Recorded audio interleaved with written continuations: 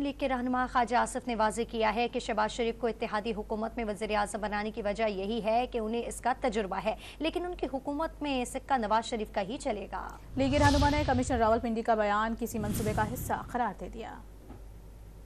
पहले जो है बात करते बजाय इसके कि 9 दिन के बाद जो है बात करके अपनी जो सारी स्टेटमेंट जो है वो इब्तदा में ही मशकूक बना दी गई कि ये एक आफ्टर थॉट है और ये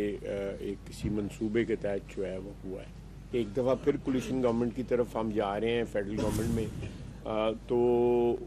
मियाँ शहबाज शरीफ को इस गवर्नमेंट के साथ डील करना, इस सिचुएशन के साथ डील करने का 16-17 माह का एक्सपीरियंस है, तो इसलिए ये डिसीजन लिया गया है। और माशाल्लाह मरीम नवाज़ जो हैं वो चीफ़ मिनिस्टर होंगी, तो बाकी क़यादत जो है मियाँ नवाज शरीफ की होगी, वही कायद होंगे, वही जो है वो उनका ही सिक्का जो है वो उन्हीं का चलेगा।